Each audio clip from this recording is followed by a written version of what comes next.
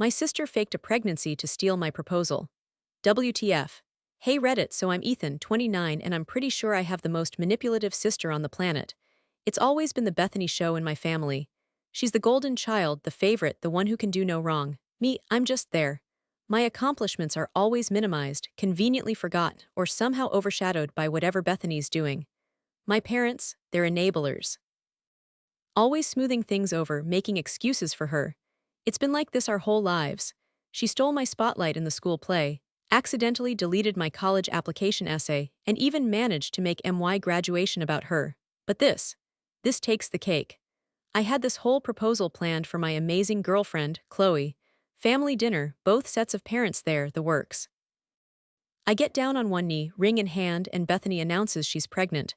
Completely fabricated, of course. I'm still reeling, Chloe's heartbroken, and my family, they ate it up. Hook, line, and sinker. So, yeah, that's where I'm at. Think it can get any worse? Just wait. It was supposed to be my night.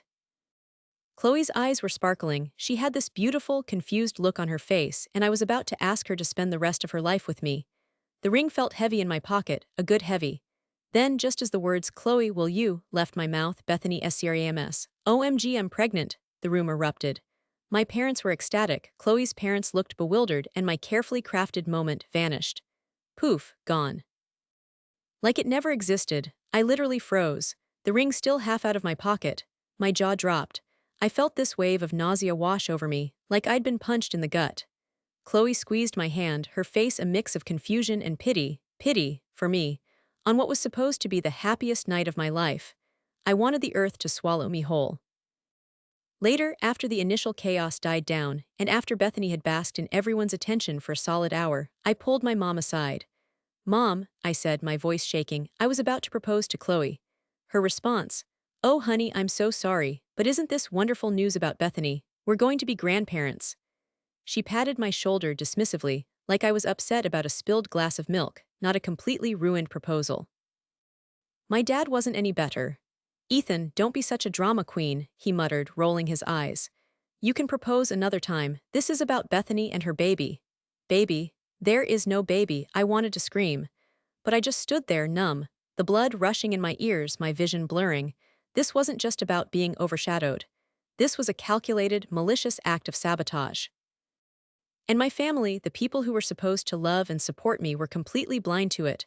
Or worse, they didn't care. In that moment, something inside me broke. That's when I lost it. I mean, really lost it. I snapped. I looked at my dad, my mom, their beaming faces, and I couldn't hold it back anymore. "There is no baby," I yelled, my voice cracking. The room went silent. All eyes on me. Bethany gasped, clutching her stomach dramatically. "She's lying, this is all a lie." My mom's face crumpled. "Ethan, how dare you say such a thing to your sister, on such a joyous occasion?"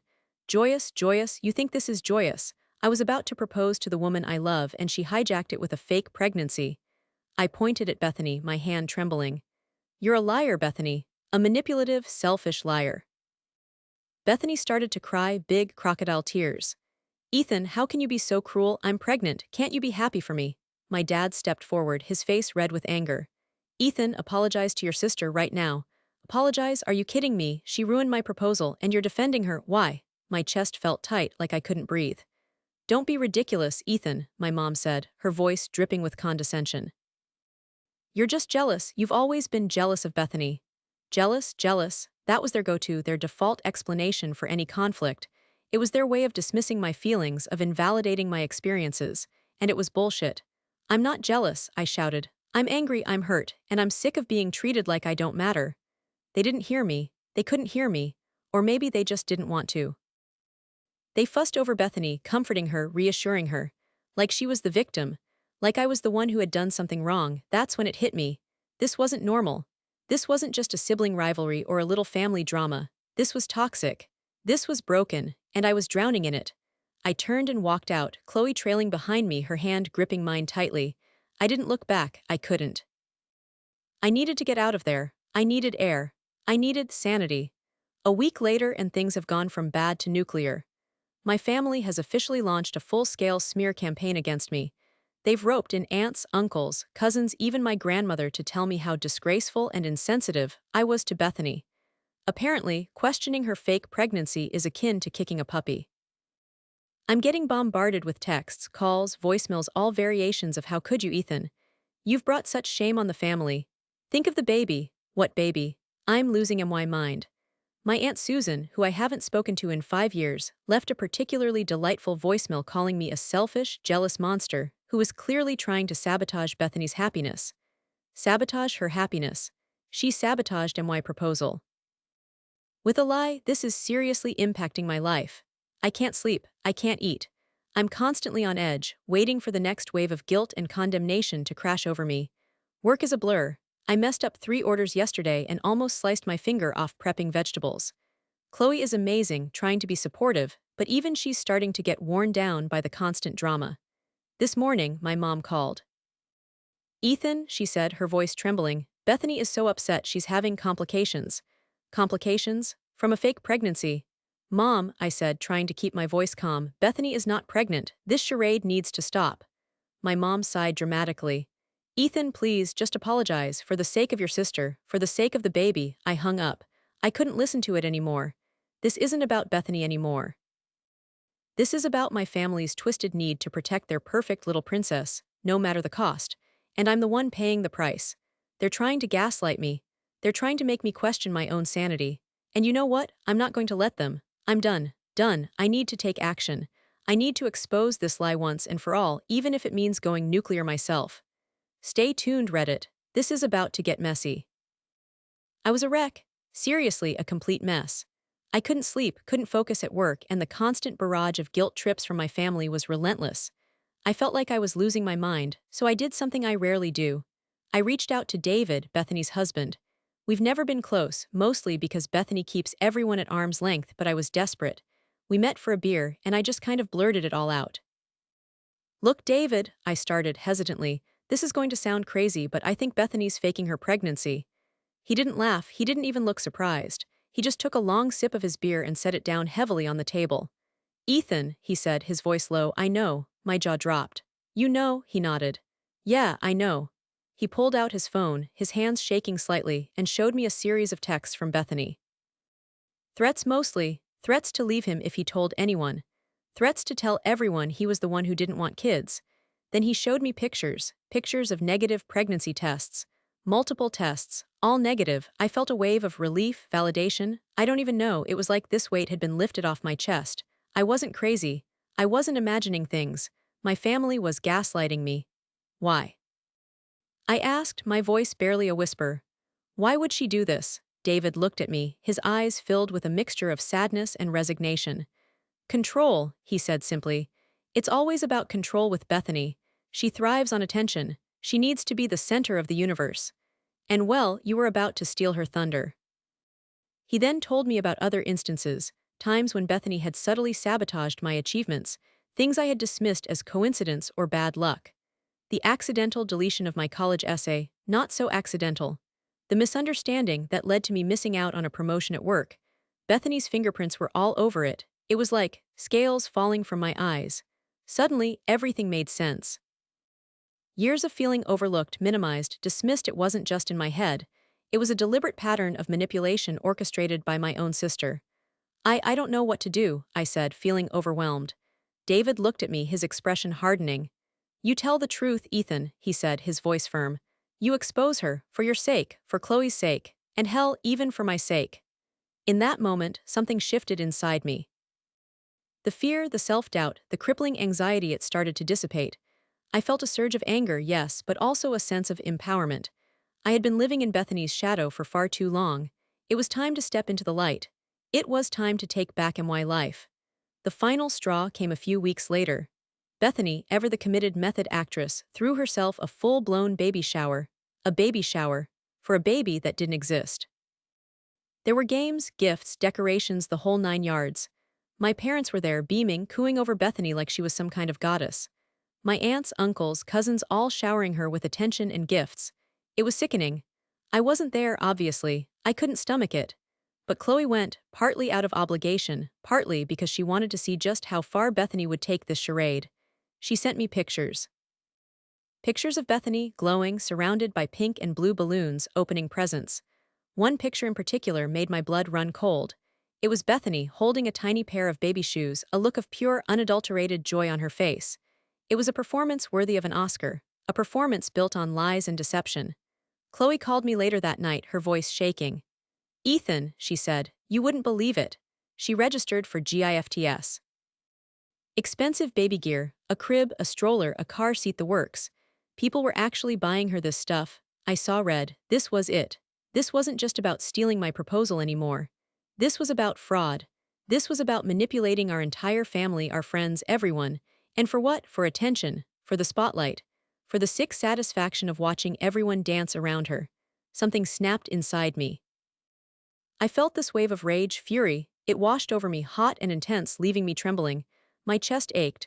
My hands clenched into fists. I couldn't breathe. I paced my apartment, my mind racing. I had to do something. I had to end this. I called David. "I'm done," I said, my voice tight. "We're telling everyone at Sunday dinner the whole truth." He didn't hesitate. "I'm in," he said. That night, I barely slept. I gathered all the evidence. David had given me the texts, the pictures, everything. I wrote down what I wanted to say, practiced it over and over in my head. I knew Bethany would deny it. I knew my family would try to defend her. But I didn't care. I was done being silent. I was done being the victim. I was taking back my life. And no one, not even my manipulative, attention-seeking sister, was going to stop me. All right, Reddit, buckle up. This is how I prepped for war. Because that's what it was, right? A war against manipulation, gaslighting, and a whole lot of family drama. I knew I had to be smart, strategic, and completely unwavering. This wasn't just about exposing Bethany, it was about reclaiming my life. First, I compiled everything.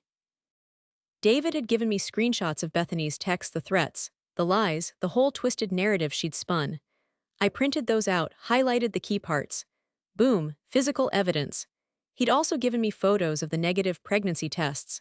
Printed those too, double boom. I even dug up some old emails and texts from Bethany that, looking back, showed a clear pattern of her sabotaging my plans. These weren't as concrete, but they added to the overall picture of her manipulative behavior. Then, I went full on Sherlock Holmes. I gathered financial records, proof that Bethany hadn't bought any baby items, despite the mountain of gifts she'd received at the shower. Triple boom. I even created a timeline of her pregnancy, highlighting the inconsistencies and outright lies. This was my masterpiece. A detailed, irrefutable document that laid bare the entire charade. I wanted to make sure there was no way they could dismiss it as Ethan being dramatic again. My strategy: calm, cool, collected. No yelling, no accusations, just facts. I wrote out exactly what I wanted to say, practiced it until I could recite it in my sleep. I knew Bethany would explode. I knew my family would try to shut me down. But I was prepared. I had my evidence, I had my truth, and I wasn't backing down. I also knew I couldn't do this alone. David was my key ally. He was the insider, the one who could corroborate my story and provide further evidence of Bethany's manipulation. We talked through every possible scenario, every possible reaction from my family. We planned our approach, our timing, our responses. We were a team, a two-person army ready to take on the Bethany show. But the most important preparation wasn't the evidence or the strategy. It was the mental and emotional fortitude. I had to prepare myself for the fallout. I knew this could fracture my family. I knew my parents might never forgive me. But I also knew I couldn't live like this anymore. I couldn't let Bethany control my life. I had to stand up for myself, for Chloe, for our future, so I steeled myself. I visualized the confrontation, the accusations, the denials. I prepared for the worst. And in doing so, I found a strength I didn't know I possessed. A quiet confidence that told me, no matter what happened, I was doing the right thing. This wasn't just about a fake pregnancy anymore. This was about breaking free. This was about finally stepping out of Bethany's shadow and into my own light. And I was ready. Sunday dinner. The air was thick with the usual forced cheer. Roast chicken, mashed potatoes, fake smiles. My parents, Bethany, David, Chloe, and me, the usual suspects. I could feel my heart pounding against my ribs. This was it. We made it through the small talk, the strained laughter, the pointedly ignoring the elephant in the room: Bethany's pregnancy. Finally, after what felt like an eternity, I cleared my throat. "There's something we need to talk about," I said, my voice surprisingly steady. Bethany, bless her heart, actually patted her fake belly and cooed, "Oh, I bet Ethan wants to talk about my little bundle of joy." I met her gaze, my expression unwavering. "Actually, Bethany, that's exactly what I want to talk about. The fact that there is no bundle of joy." The room went silent. My mom gasped, clutching her pearls. My dad's face turned a shade of purple I'd never seen before. Bethany's eyes widened, but she recovered quickly, a practiced look of hurt washing over her face. "Ethan, how could you say such a thing?" she wailed, clutching her stomach dramatically. "On Sunday dinner, no less, you're just trying to hurt me." "Hurt you?" I repeated, my voice rising slightly. "You faked a pregnancy, Bethany. You stole my proposal, you've been lying to everyone for weeks, and you think I'm trying to hurt you. It's true," she cried, turning to my parents, tears streaming down her face. "He's just jealous, he's always been jealous." My mom, predictably, rushed to Bethany's side, comforting her, cooing sweet nothings in her ear. My dad glared at me, his eyes blazing. "Ethan, apologize to your sister, right now. Apologize." I laughed, a short, sharp sound.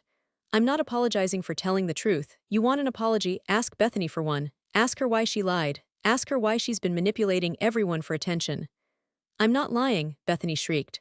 "I'm pregnant, can't you just be happy for me?" This is where David stepped in, calm and collected. "Bethany," he said, his voice low but firm, "it's over, stop lying." My parents turned to him, their faces etched with confusion. "David, what are you talking about?" my mom asked, her voice trembling. David pulled out his phone. "I have proof," he said, holding up the screen. "Texts, pictures, everything. Bethany, you're not pregnant, and frankly, I'm tired of covering for you." The color drained from Bethany's face. She looked like she'd seen a ghost. Or maybe, more accurately, like her ghost was finally catching up to her. I then laid out the rest of my evidence, the printed texts, the photos of the negative pregnancy tests, the financial records, the timeline. I explained, calmly and clearly, how Bethany had manipulated everyone, how she had systematically sabotaged my accomplishments, how she thrived on being the center of attention. The look on my parents' faces, it was priceless. Shock, disbelief, dawning horror. The scales were finally falling from their eyes. They were seeing their precious daughter, their golden child, for who she really was. A manipulative, selfish liar. The turning point. It wasn't a single moment, but a gradual shift. As I presented my evidence, the power dynamic in the room changed. The attention, the sympathy, the concern, it all slowly shifted away from Bethany and towards me. I could feel it, a palpable change in the atmosphere. I was no longer the outcast, the troublemaker, the jealous brother. I was the one holding the truth. And the truth, as they say, is a powerful weapon. And then, I did it. I reached into my pocket, pulled out the ring, the same ring I'd been holding when Bethany had hijacked my proposal, and got down on one knee in front of Chloe.